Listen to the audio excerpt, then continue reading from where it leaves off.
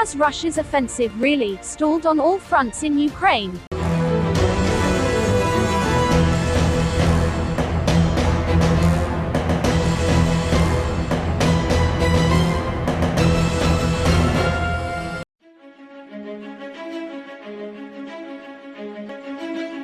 Analysts agree with the UK's suggestion that Putin's original plan is failing, but warn of darker times ahead. Last week, the UK's Defence Ministry said Russia's military campaign in Ukraine has largely stalled on all fronts, with President Vladimir Putin's forces suffering losses and making minimal progress on land, sea or air. That assessment was in line with other recent suggestions from Western capitals, that Moscow, after almost a month after launching an invasion on February 24, has missed its most essential war goals. Months before attacking Ukraine, Russia had massed more than 200,000 troops along the border.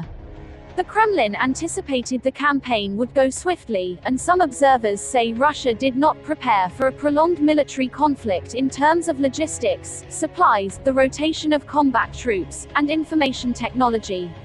It does appear that the campaign is experiencing greater difficulty than expected in terms of advancement. John R. Denny, research professor at the U.S. Army War College's Strategic Studies Institute, told Al Jazeera. This is most likely the result of poor planning, poor morale, poor logistics, and the stiff resistance of Ukrainian forces.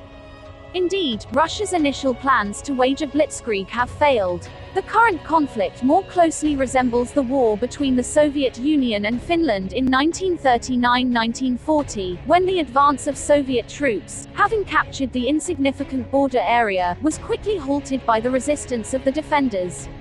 The UK's Defence Ministry said Ukrainian resistance remains staunch and well coordinated, while the vast majority of Ukrainian territory, including all major cities, remains in Ukrainian hands.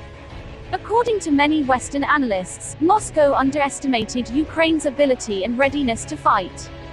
Moreover, in a personalist dictatorship such as Putin's, no one has any incentive to contradict the leader because their own political and often personal survival depends on his whims, said Alexander B. Downs, Associate Professor of Political Science and International Affairs at the George Washington University. He told Al Jazeera, "If it is known that the leader favors an attack, who wants to be the one who contradicts him?" In this regard, the Russian regime is similar to Saddam Hussein's in Iraq. Fed bad information by his underlings only increases the leader's confidence that he will prevail, thus making it even more likely he will attack. This combination of underestimating Ukraine and overestimating one's own capabilities may be behind some of Russia's failures. And some analysts fear Moscow has been adapting its planned operations to this reality, with severe consequences, particularly for civilians. The Russian offensive appears to be stalled. There are many reports of supply and morale problems in Russian units. Because they are largely unable to advance, with a few exceptions, mainly in the south, they have fallen back on siege warfare and indiscriminate attacks on civilians, said Downs. Historically, it is common for attackers, when unable to win a quick and decisive victory on the battlefield, to become frustrated or desperate and turn the guns on civilians to weaken morale and compel their opponent to surrender through a punishment strategy. Punishing civilians, however, rarely succeeds. Nevertheless, Moscow has ample reserves to deploy, including mercenaries and other Russian forces.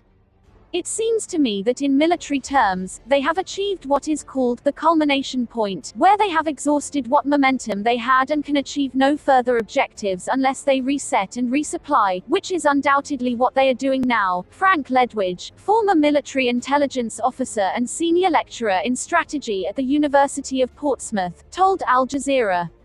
A reported loss of about 40% of combat power committed to Ukraine represents an extremely high level of loss, and they have certainly sustained more killed and injured in 3 weeks than the US and its allies have in 20 years of their operations in Iraq and Afghanistan, said Ledwidge. I suspect that they will pause and then attempt to advance again.